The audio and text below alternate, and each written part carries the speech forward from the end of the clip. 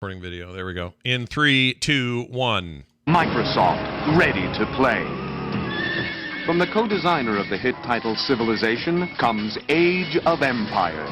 From the Stone Age to the Iron Age, experience 10,000 years of amazing discoveries as you build your tribe into a great civilization. Will you explore new lands, amass great riches, or conquer all in your path? You choose your favorite form of world domination. Age of Empires. I choose death.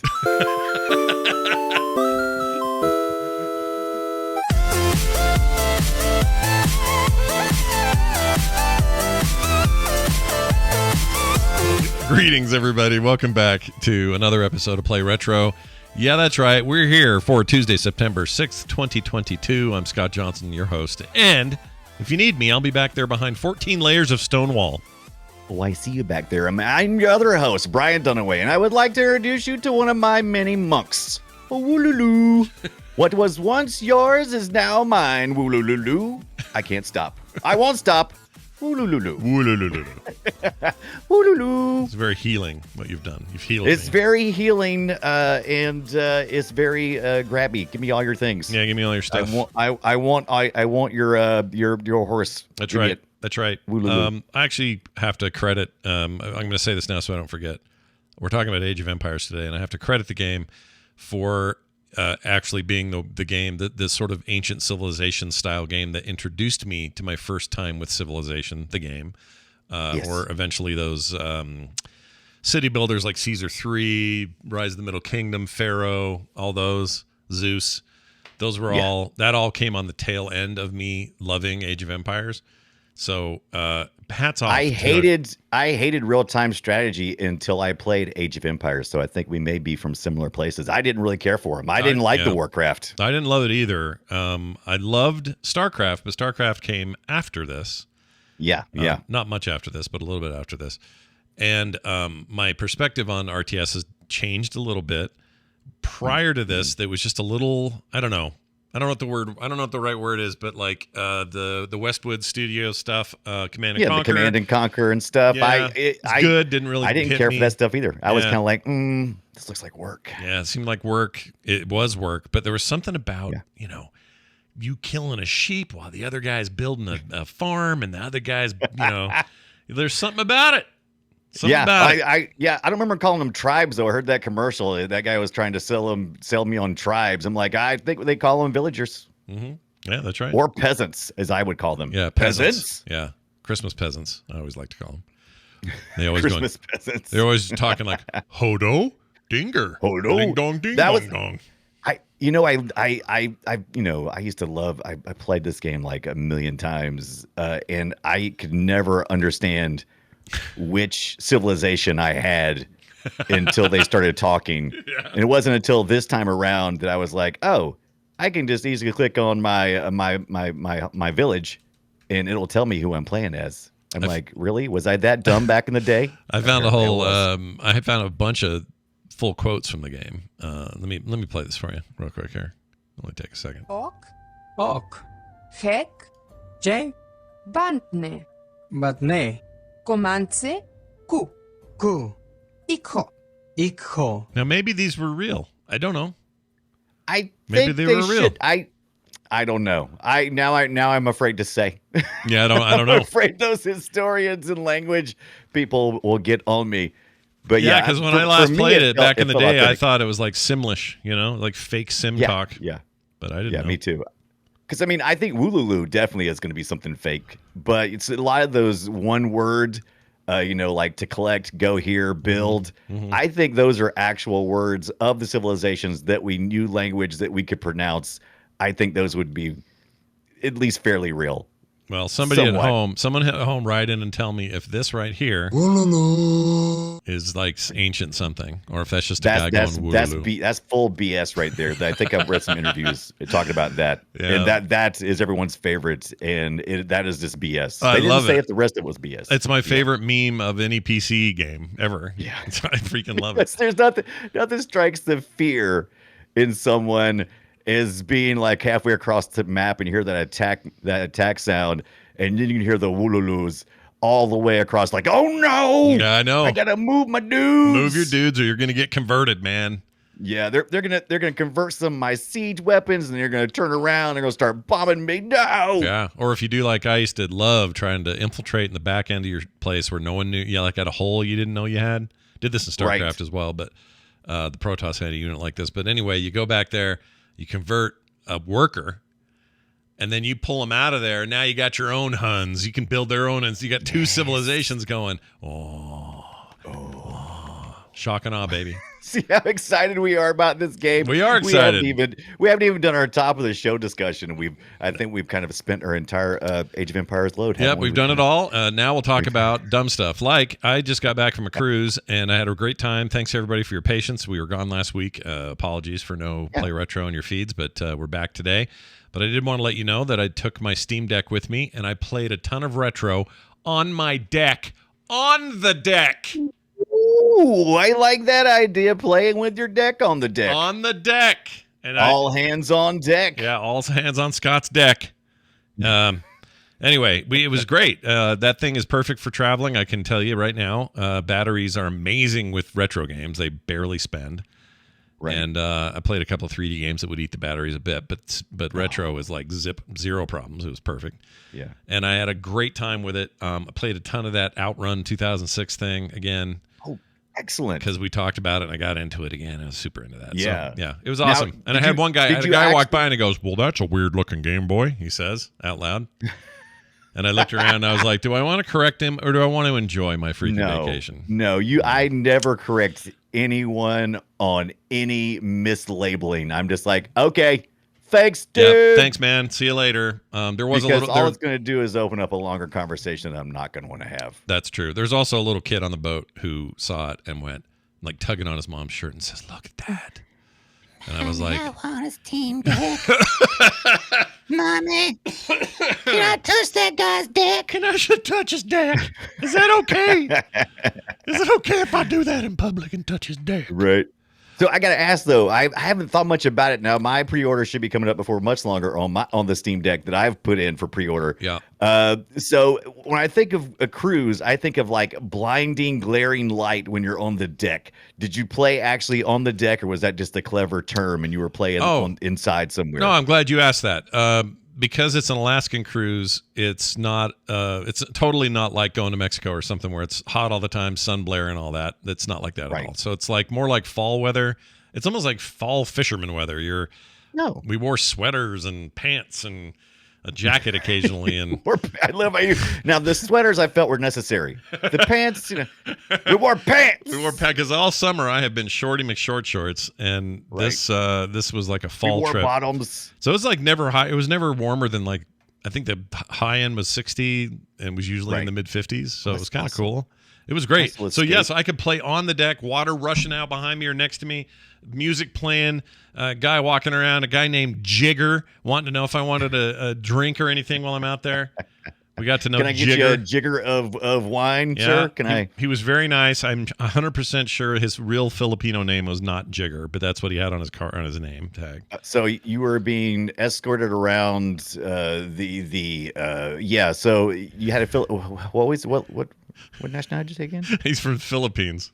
Oh, he's from the Philippines. So does he like just go all over the world? Yeah. Oh, yeah. These guys. So I'm so ignorant. I've never been on a cruise. No, they do like 6-month stints. There were people. So the crew, the helpy people, the employees. The crew. Helpy. I need you over here. Helpy. They were incredibly internationally mixed. There was like Russian, Ukrainian. Filipinos, I mentioned, Taiwan, China. Why did you put those two together? India during this time of conflict. Well, there was one because one of them was playing music on the music deck with the what do you call it? Her violin. I can't think of the name of the instrument. The music deck. The music deck. They played "My Heart Will Go On," which I thought was dangerous. I don't think you do that. Nice. Don't do that. Don't do that. Watch out for that iceberg. I forgot to mention on the show this morning, but yeah, this one girl, this Ukrainian girl, her accent. Right. Oh my gosh, dude! She could read me a book every day. She could. Nice. I would love that, but she had nothing to do with me or my wife. Well, good. That's a good thing. Yeah, we had a great time. I am glad to hear that the sun wasn't a problem. That's one of the things I haven't really researched into the Steam Deck. 'Cause I'm like, I imagine I'll probably play it in bed mostly, but sometimes I go outside. I don't like playing video games outside much. Yeah, I just don't. it's usually glary. I get it. Yeah. This Don't one like is so that device is an LED screen. I do wish the Steam Deck was OLED. That'd be amazing. It'd also be a lot more money. Although I don't know, OLED's going down in price, so I'm not sure if it would actually be a lot more money or not. But We're about to find out because all they've been talking about over there at Steam News is, hey, we were looking at doing the next one. already, I'm like, you are can't they be doing that. Really? Yeah. Are they getting ready? That's what I'm curious about. I'm like, oh, now you're making me nervous. My pre-order's coming up soon. Should I just wait? I mean, you guys are acting pretty urgent. Like, the supplies were running out anyway, so why not revamp the thing, redesign it? And I'm like, what's going on? I want to know before I put my money down on this Yeah, thing. if you send Brian a first gen when the 2 gens right behind it, I'm going to be pissed. Don't be doing that. Not going to be happy. I really like it though. It's awesome. Brian, you did some Outrun things as well. What'd you do? I did, yes. So before we did their Outrun episode on eBay, I ordered a marquee replica and Marquee Post from from Marquee Night Court? Post. So Okay. like the arcade, you have at the top there, you have your little marquee with your artwork, and so I got this little thing right here. Yeah, that's pretty cool, little replica. And so I got to figure out how I want to do this. I want to put it in like a frame or something. I haven't quite decided yet, but I like it pretty good. It's just transparent like you think it was, so you can backlight it with a light and everything. So It looks it's pretty bright. decent quality. Super bright colors. Awesome. Yeah, it's not bad. It took a little longer because the guy who was doing it, apparently he ran out of ink. He sent me a message and said, "Hey, I ran out of ink, so I'm waiting to try to get more in because it's hard to get right now." Yeah. And but I got it in, so I'm stoked. You know what? That's the coolest thing I've seen today. Congratulations. Yeah, I tried every week. I don't know if you know this, but every week I try to order something at the top of the week that I can add to my collection so it'll be relevant to each of the shows. And that was my thing for the last episode was that Outrun. I was hoping I could show it during the show, but I couldn't. Now, the next thing, though, is what I did for this Age of Empires episode, which I ordered a Dell Optiplex FX170, this little bitty tiny computer thing here. It's a little thin client. That's awesome. Yeah, but it runs. It's got its own built-in hard drive, and it can use a solid state drive, which I attached to one right there, a little Velcroed it on there. Yeah. But it's very small, and I've enjoyed my time. It comes with Windows 7 by default, so I was able to. I don't put this thing on the network, but I loaded up my Age of Empires Collector's Edition on a USB CD. And I played in Windows XP mode. So I played the classic version of Age of Empires 1 and 2 this past week. And I did start at the definitive edition. Yeah. But Didn't run as well. That's not mine. That's not they did a fine job. It's If a you were great starting today- dude, definitive edition's amazing because they get some beautiful widescreen 4K support, fade in and out, zoom stuff. It's nice. It's real good. It is nice. And if someone said today, I've never played Age of Empires, Brian, how should I start? I would say definitely Game Pass has it. The definitive edition, do it that way. It'll be a lot of fun. But as soon as I started playing the definitive edition, I'm like, no. It's not This is not enough. the startup screens. This is not the pixelated graphics. Right. This is not my retro experience. Yeah. This is a remake. If that's what you're looking for, remaster. if you're looking for a pure retro experience, absolutely that is not the one to play. It is real great though. Very good. It is great. I think the first one has the option to play it in. I think Age of Empires 1 Definitive Edition lets you play like in the classic mode, so it looks a lot more like it. Yeah. But I don't think the second one did. I can't remember exactly that. But finally, I was just like, forget it. I got my CDs out in the garage. I'll go get those. I picked up that Dell FX 170 thin client for $70, brand new. Where'd in a you box get that? Because they don't make them eBay. anymore. They don't. No, eBay. it was on eBay, and I got it brand new in a box off of eBay. You bastard. And like I said, I paid like $70 for it. And That's I'm like, all. yeah, for XP, like a Windows 7 with XP compatibility mode, I'm gonna be able to play all these games that I was looking at. I did a little research before I bought this one too, because I wanted to make sure that if I did get one that was kind of a thin client / standalone mini PC, that it would play a lot of the games that we would play here on Play Retro, and it does. It pretty much will play most of what we're going to cover on this show. So I like it. It's pretty small. I've seen these before. I always wondered how they were. Yeah. Oh, there's Lenovo makes one too.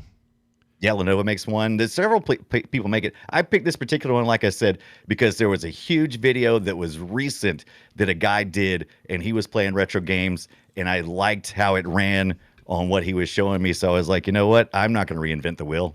No, I'm just going to find this, and I'm going to go with it. You're going to ride that wheel. I get it.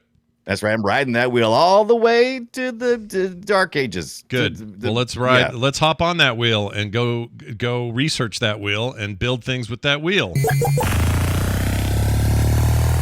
Shall we play a game? Damn straight. We are playing Age of Empires. We'll talk about 2, 3, mythology, a few of those others as well. But really the focus here is the franchise known as Age of Empires. Age of King. No, the original was just Age of Empires. Age of Kings was 2. Just Age of Empires. Boom. And then part 2 was Age of Kings, because that's the ones that went from the Dark Ages to the castle. Yep. You got it was. Well, let's see. Yeah, that is correct. Because the first one, you were cave people, hucking slings and rocks and stuff. That's right. You were you were what they call them? Tribes. You were tribes. You were a tribe, and you went do-lo-lo, and then you went and did shit when I pointed you somewhere to go do it. Eventually, you'd get this, but not until 2. There were no priests until 2. Or yeah, at least they function the first differently. one, if you haven't played the first one, if you're like me and Scott, you probably played mostly Age of Empires 2. I think across the board, that's what most people played the most of. However, Age of Empires 1 sold big time, and a lot of people really at least touched it. And man, having to micromanage 1, you didn't realize how much you had to like touch each villager and go, hey, go do this. Oh yeah, version 1 of this game is it is without all of the things we think that these must have, like grouping properly, and formations and shortcut keys, and what is your villager going to do once he's done with something. So queuing something where he's supposed to go build 3 houses and then go back to chopping trees. Yeah, that wasn't possible in 1. You could do it 2 and forward, but Two in a lot of ways is the true innovation, whereas 1 is like, hey, we can do one of these, we think. We're not totally sure, but we think we can. This uses what they called the Genie engine. It was inspired by Warcraft, Command and Conquer, Civ, those games. But with an AI that doesn't cheat. That was their big sell, is you could play against a computer that didn't cheat against you. I remember playing I didn't play much of it, but I played a little bit of the Warcraft original 1 and 2 and the Command and Conquer and Civ especially. I played a good bit of Civ later on. Yeah. But yeah, all those AIs, it really felt like they had your number. They knew where you were at. They knew what you were doing, and it felt kind of icky. Yeah. And yeah. Like they were getting a full look of the board, and I was only getting a little look, and they changed that with they want to do something different here. They made an AI that was just as blind as you was until they, explored through the fog of war. Yeah, they learned like you did by revealing the map and other stuff, which I found kind of disconcerting. It was like, ugh. Yes. What is he doing right now? I don't know, but he's thinking like me. That's weird. I don't like that. I remember thinking it was really intense at the time. But here's some sound from the game.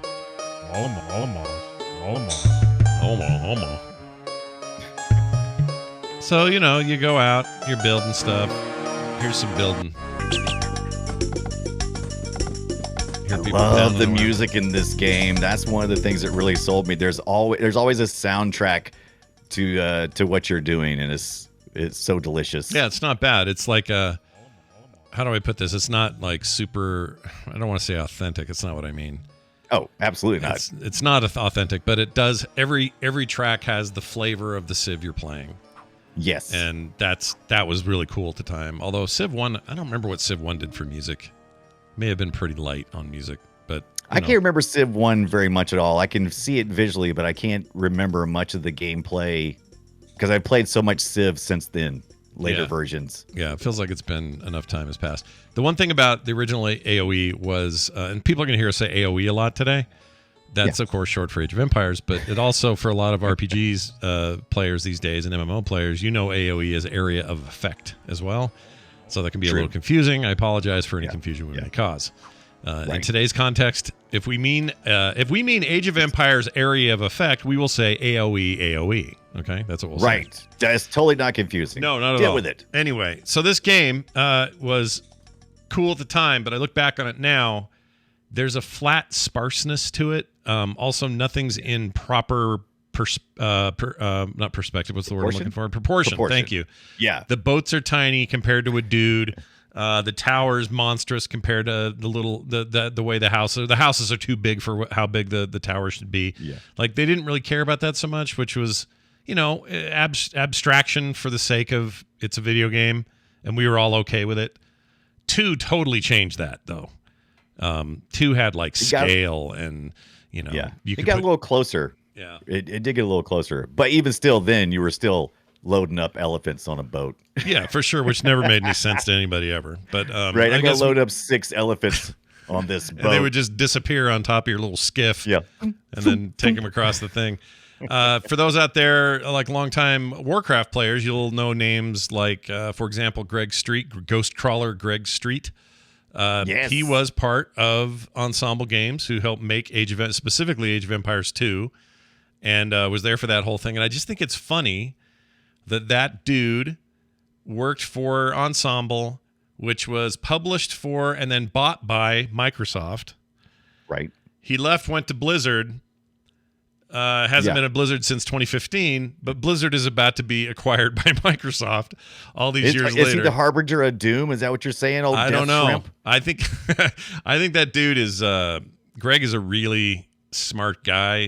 He was formally educated as a marine biologist before making video games. And you can always, I don't know, you can just feel the intelligence coming off of that guy. He knows stuff. He knows which way the winds are blowing, right? Yeah. So, and he's at Riot now making their MMO. I doubt Microsoft is buying Tencent, but maybe they are. I don't know. Right. But anyway, just fun little side note. If you played this game, then you'll remember that it used a system a lot like rock, paper, scissors. If you were a pikeman, you're good at killing horse. If you were a sling dude, you were good at getting just the walk around dudes, and the walk around dudes are great at getting whatever they got.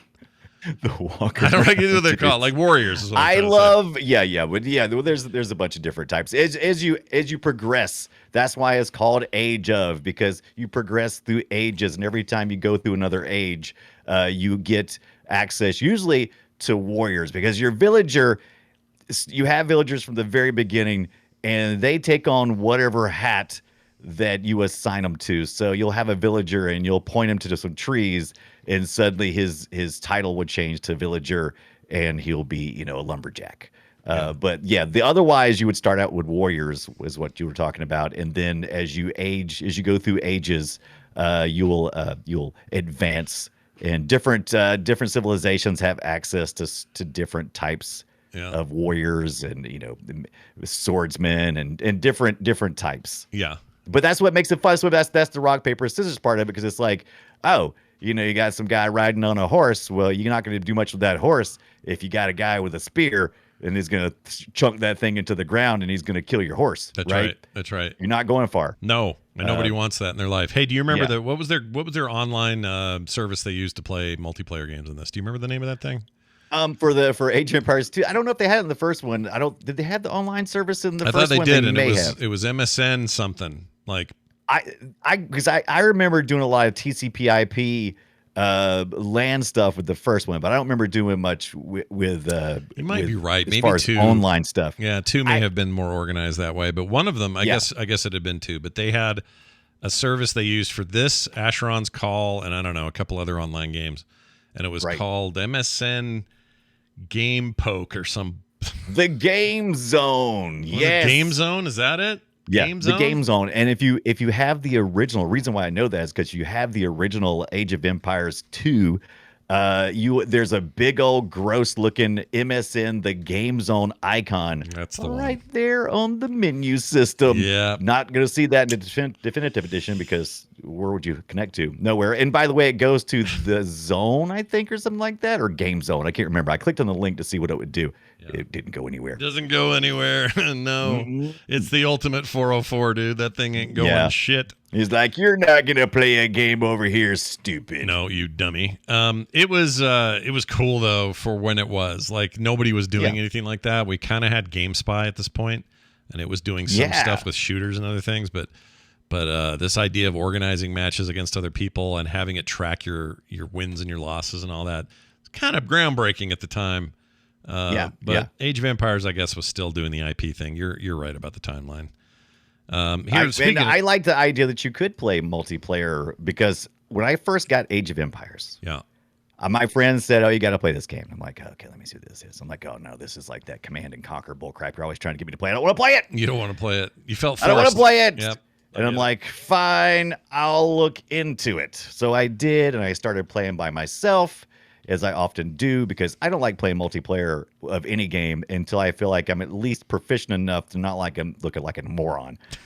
So I played it for a while by myself, and I was enjoying myself, having a good time. And then when I played multiplayer and we started having our LAN games, everything changed. My life changed. I went from playing Age of Empires occasionally to playing Age of Empires several times a week. Yeah.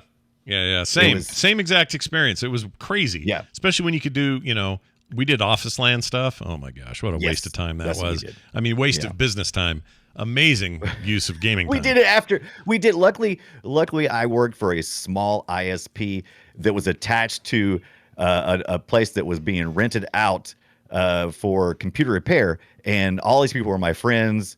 And so we were all on the same network, and we just, we were already plugged in. So after hours, so we would work from, our usual 8 to 5 or whatever 1 hour lunch break. And then after that, all bets were off, man. We had access to the, to everything because we weren't really using up any resources, maybe power, but but they were okay because it was keeping us happy and we were engaged, so. Now, a lot of those companies in those days, they wanted you to, these were parts of the internet that were actually, emerging, and I would assume a company like that would want you to be like really fluent in all of that, and that makes sense. Yeah, that was the thing. It was helping us troubleshoot. We didn't know it, but we were doing stuff like troubleshooting why we're having connectivity issues between the network and that kind of stuff, and we went on to use that information to help set up other places. So I was working 16 hours a day and also playing.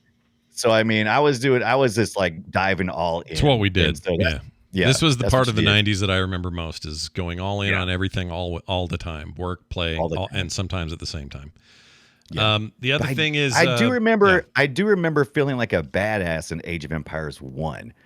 I could beat the AI fairly easily, even on moderate or maybe even hard. I think when near the end, I was playing like hard, not the hardest, but like there was moderate, which was in the middle, which I think is where you started on Age of Empires 1. I think. Yeah, and Age of Empires, because you mentioned a couple of times how smart the AI was compared to others, or at least it didn't cheat, but it wasn't necessarily a great player. He wouldn't cheat, but he kind of sucked. Yeah, Age of Empires 1, the AI definitely needed some work because they actually went the other way. They stupefied the AI, and it just wasn't very good. Because they neutered it. They said, "Hey, you can't cheat," and it's like, "Oh, what am I supposed to do then?" Yeah. What am I supposed to do with this video game? How am I supposed to win? And it's like, oh, but so they fixed that in 2. They did for sure. 2 is a huge improvement across the board, and in fact is a classic forever. Here's a little bit of that.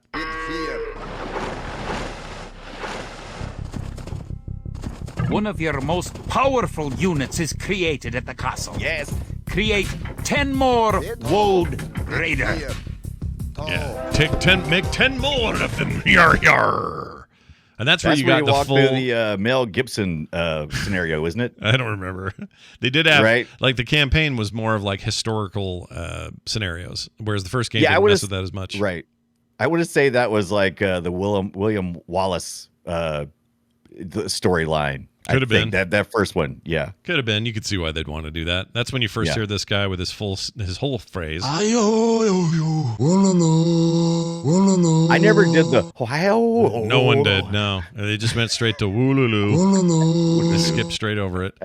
That game introduced a ton of new stuff, including, like I mentioned before, just the overall graphic treatment meant that the game was going to look a lot more suited for realism, or kind of representation of old world aesthetic, which I really appreciated about it. The buildings were big, the people were small, or at least felt more proportional, And man, the customization. You could make a custom map against the AI with every possible scenario you could think of in terms of how much gold to start with, how much stone to start with, all your resources, how hard or how easy it was going to be. If you wanted to play, and I love this about that, 4 is this way too. If you want to get in and just say, I want to play like a relaxed Civ game here where I'm not really killing anybody, you could do it. You could make a map with no AI, all the resources you'd want, gigantic map, and just build the greatest civilization man has ever known. Yeah. And turtle up like hell and kill all the wildlife. And even if you just did one AI opponent, put him on easy, he'd be out on your wall barely, he'd level 1 or 2 new civs or whatever, or age advancements while you're, all the way at the end and you're just dominant. You're never going to lose. And they'll just pick at the wall. Bing, bing, bing. Put a tower over there. They'll never bug you again.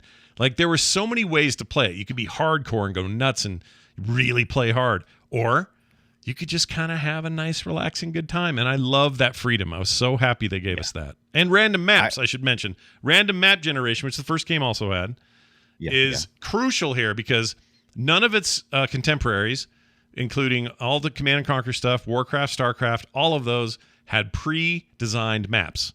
They were designed, built, and done by somebody.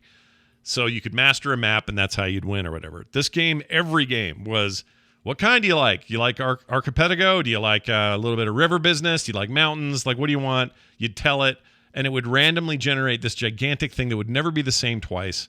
And man, did I think this game was the full meal deal. It was an amazing game. It really was. I was the same way. The fact that in the first one I didn't do much of the scenario building, but it was there because that's how Ensemble actually shipped the game with scenarios. They designed it in the scenario builder, just like me and you would have done.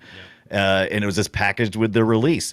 And so I really got more into the scenario building in the second one. I was really getting into the idea of modding and stuff. So I had been playing Quake and was getting into all of that kind of stuff too. And every game that I could see that I could mod or do things with, I was enamored. And that's what you could do here. You could, like you said, you would roll something. You would basically go through your settings when you started. And when you first do it, it's very daunting. But you can choose, like you said, you can choose how much resources there are. You can choose the maximum population. And you just roll that thing, baby. And next thing you know, there's always some consistencies though. So you can make a strategy because there's always going to be the map's always going to give you some berries to pick. So that's going to be some food, but they're also going to be in 2, you're going to see that there's going to be lambs and stuff. They're going to be kind of in your area. Once you walk near them, you can then direct them to come back to your village. There you can slaughter them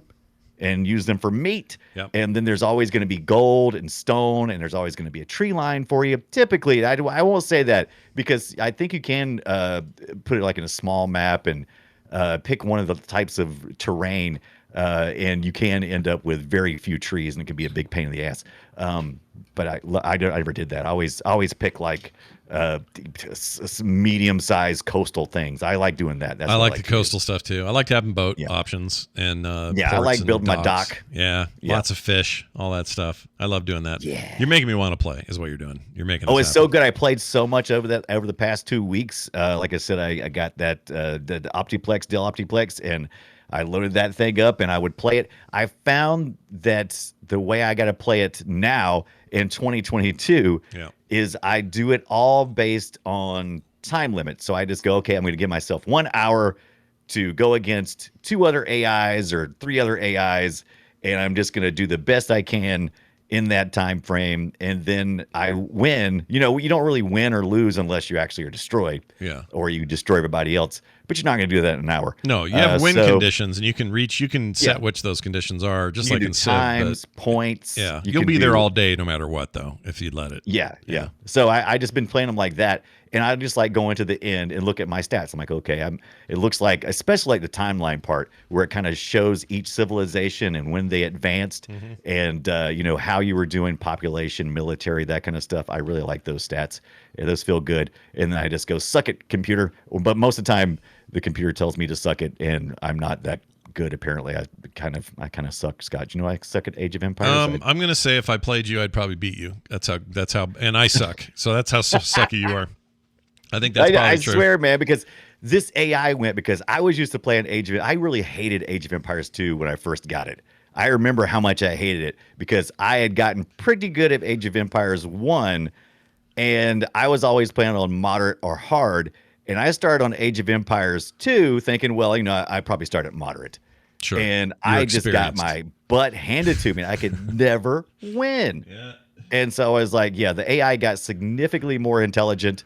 And they at that point in time, instead of having the AI cheat, they just made the AI really good at scouting. Yeah. So they'll see exactly what military you have, and they will come up with the exact military that will foil you. Yep. And they'll come get you. Yep. And sometimes they team up on you too. You can do that, by the way, too. Oh, You yeah. can set AI team ups. You can team up with an AI individual. This game is just real It's crazy. All the options are crazy. Love. I wish more RTSs had this level of customization because they kind of didn't from then on. It just they were like the only one. And I'm going to tell you right now, I still believe this with my whole being, Whole heart. that the Turks are overpowered. They're OP. The Turks are overpowered, so that's a good question. So I hate those bastards. I haven't played very much of the definitive edition, but there were some tweaks to the definitive edition and how those civs are balanced. So I'm curious, are the Turks going to still be overpowered? I like the Chinese because I like fast starting my civilization. I like fast starting my civilization. And if you pick Chinese, they have a perk where they the town center will hold up to 10.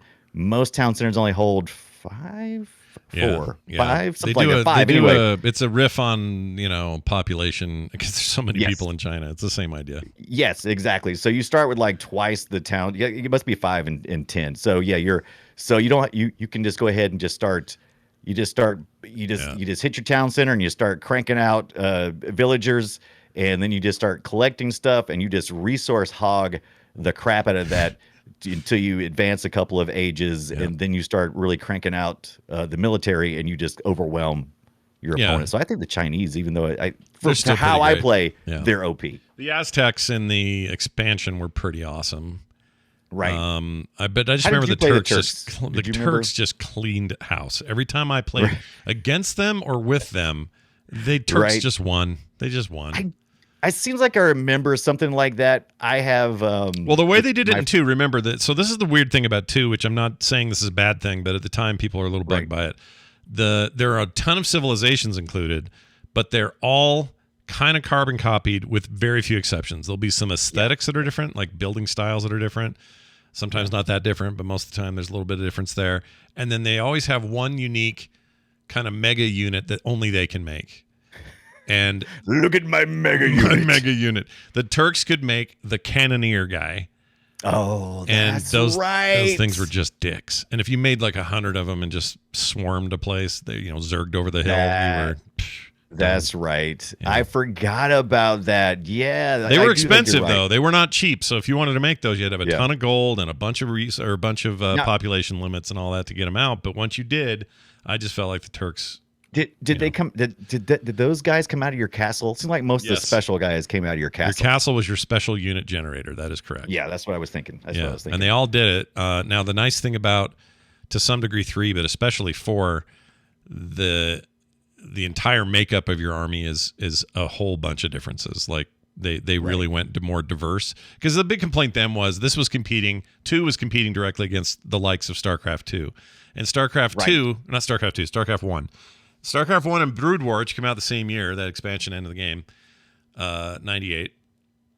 That game was revolutionary, still is in a lot of ways, because the 3 races are so completely different than each other, yet somehow balanced. Like, it's crazy what StarCraft pulls off. It's insane. And so when this game came out, they had none of that. They just had one unique unit, and then everything's the same, pretty much. Still fun, still great, but that was a big complaint. 3, but most even more so this 4, which came out in like 2020. It hasn't been that long. 4 is you're gonna hear me mention 4 a few times today. 4 is a throwback to 2 in terms of gameplay, aesthetic, and just overall mission. But is a much more diverse, modern playing game. And of course, 3D engine and all that, beautiful, brand new 4K engine. if you liked 2, but you're like, I don't want to play the old one, I am telling you right now, especially if you're a Game Pass person, Yeah. 4 is awesome. 4 is Yeah. freaking great. And I highly recommend it. And all that stuff I said about that I could do with 2, I can do with 4, including these creative, wacky multiplayer modes where I can play a peaceful game of Civ or a hardcore, difficult game against the AI or simple games against people, online, no matter where they're at. Like, that's a weird thing to say. What is it? What's the year? 2022? You can play online with people no matter where they're at. You can play on the MSN Game Zone with people anywhere on the internet. I don't know why I said it that way. But 4 is great. And I'm going to play some 4 this week because I'm in the mood now. I am in the mood for this. I was shocked. I streamed a lot of Age of Empires 2, and I was shocked at how many of my subscribers and followers had not played Age of Empires. I was kind of really amazed. And I was like, don't play this one, though. Don't play AoE 1 or 2 unless you got nostalgia for it. Go play the new one. Go play 4. Go play 4. You're gonna enjoy that a lot more. I have an emotional agreement with this game, Age of Empires 2 and 1, and I still think it still holds up. I agree. Maybe my nostalgia is making me blind, but I agree. I'm still having a lot of fun with it. It's balls hard. It is hard, or it can be. The second one is. Yeah, can be. I wouldn't say. And, again, you have a lot of control over how hard things are, but yes, they're difficult games, or they can be. And the thing about 2 is that definitive edition of 2 is. I still think there's a strong argument that could still be someone's first game now. Like, play that version now because it feels modern in a lot of ways. It feels retro in a lot of ways, but they've clearly done some work to make that thing better on modern. Is that running systems. on a? I've been meaning to go back and look. I didn't look really deep into definitive edition, but I didn't Forgotten Realm Empires. Aren't those the game developers, independent game developers, end up working with all these guys for doing that, if I remember correctly? Anyway, I don't know. That's a great question. I don't know if they did or a not. bunch of like expansions and stuff back in the day. I can't remember exactly their entire role. Anyway, I'm gonna go play this too. I'm gonna play Definitive Edition 2. Look at this game. Oh my gosh, I'm gonna play. It looks so good, doesn't it? Look at because you can do the big screen now. Now you're no longer in that 1024 or 1280 by 1024, and now you're at 4K level, and you can see this. You can see the field is huge. Yeah, they tripled or quadrupled the frames of animation on the characters. Yeah, it's all so much better. I wonder what engine is using. I didn't look that up. I know the original was using the Genie engine, which was a 2D engine. You couldn't zoom in and out because the machines just weren't going to be able to handle that at the time. But now I think you can zoom in and out on this version. I think. Yes, I'm not 100% sure on that. You totally can. Yeah, it has some levels of zoom. It also has some new building physics. So if you blow up a building, they used to just look like crunched up paper effects. It was real bad back in the day. Now these look like collapsing little 3D models. A little smoke blowing up, maybe. Yeah. 4, if anything, duplicates 2 so well in its aesthetic that you're almost like, wait, is this an old game? But it's clearly not. It's a brand new, fancy game. But look, I'm a sucker for this. I can never get enough of this. These little 2D handcrafted buildings with a little guy on a smokestack in there doing shit, and somebody else doing an arrow shooting the thing, and I love those trinkety little buildings. I could look at those all day. I want to have what do you call it? Like a little diorama version on my desk. Yes. I just love that stuff. Oh man. I loved it, and it was the thing that caught me right away when I played the first Age of Empires. I remember the reason why I didn't like a lot of these other RTS is because they were mostly war-based. This was a little bit of base building. Matter of fact, the start of this is almost all base building, and it's not because you're getting ready for not necessarily because you're getting ready for war, but because you're trying to get ready for resource collecting, making your town more efficient by building, markets and different things. There is a military aspect to it as growth goes. But it starts out basically as a very simple, where am I going to put my houses at? Where am I going to do this? Yeah. You're not really necessarily at that point thinking much about the battle that is ensuing later on. So you get invested. You get invested into your little small town. Mm-hmm. And then I felt like I wanted to fight for it. I wanted to, I didn't mind building walls and defending. I usually picked a defensive civilization, which usually there's only a couple of them in each one of these. I always did too. You're just like me. Yeah. We would turtle up is what we did. We would turtle up, exactly what we would do. Yeah. And so it's such an emotional investment. And it got me into wanting to do city building stuff, and it got me into RTS stuff. It just, this thing is just a pivot point for a lot of where my gaming would be. Absolutely, for me come. too, especially when it comes to like top down 3/4 sort of view city buildy sort of stuff. Those impressions games, like I mentioned earlier, Pharaoh and all those. Like, I don't know if I'd ever touched them if it wasn't for this. And I revere those games, like revere them. We're gonna have a whole episode on those one day, because that company's gone. They don't make them anymore. Some people try to reproduce what they were. They fail. They're such an amazing era of 2D city buildy things. And I don't know if it hadn't been for AOE, I don't think I'd have played it. I wouldn't have known about it. I think I lost Brian. Yeah, we lost Brian. Let's find out why we lost Brian.